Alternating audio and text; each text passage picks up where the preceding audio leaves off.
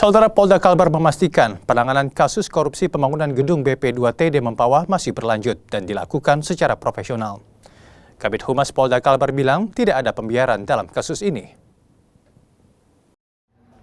Polda Kalimantan Barat mengaku masih terus menyelidiki kasus korupsi pembangunan gedung Balai Pendidikan dan Pelatihan Transportasi Darat atau BP2TD Mempawah yang menimbulkan kerugian negara sebesar 32 miliar rupiah lebih. Kabid Humas Polda Kalbar Kombes Pol Raden Petit Wijaya bilang, tidak ada kesan Polda membiarkan kasus ini, sebab saat ini sudah 9 orang yang ditetapkan sebagai tersangka, sehingga tidak ada upaya kasus ini dihentikan.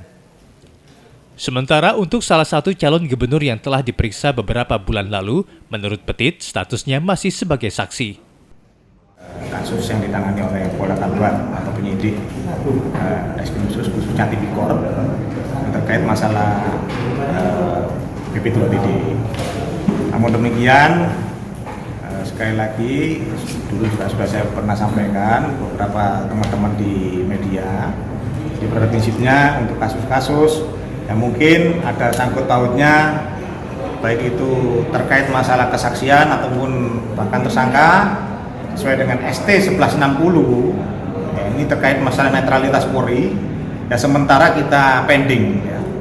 Kita lanjutkan setelah pelaksanaan dari mulai pemilu dulu, baik legislatif, kemudian presiden, dan saat ini sudah memasuki pemilu kepala daerah. Nah, jadi kita pending masalah-masalah yang seputaran dengan kasus tindak pidana korupsi yang melibatkan mungkin atau ada hubungannya dengan paslon.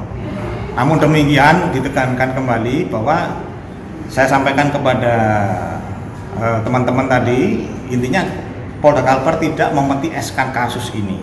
Ya, kasus ini tetap berjalan. Ya. Sebagaimana beberapa mungkin tersangka yang sudah masuk di pengadilan kemarin sudah P21, sudah tahap 2 yang sudah disidang juga. Sementara itu, Kasubdit Tipikor Ditreskrimsus Polda Kalbar, AKBP Sani Handityo bilang, pihaknya telah bekerja secara profesional dalam penanganan kasus ini. Sedikit kalau dibilang kasus ini kesannya kayak lama, sebenarnya tidak. Memang kasus ini awal mula untuk kontrak tersebut terjadi di tahun 2016. Ya, di 2016 kita mengetahuinya di tahun sekitar 2020 dan mulai melakukan penyelidikan. Kemudian kita menemukan bukti-bukti ditingkatkan ke penyidikan.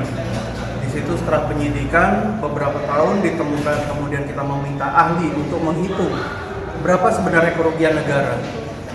Sehingga pada tahun 2023 kita mulai mengirimkan berkas dan sudah ada sampai saat ini sudah ada 9 LP dengan 9 orang tersangka. Polda Kalbar meminta masyarakat untuk bersabar karena proses penanganan kasus ini masih terus berlanjut.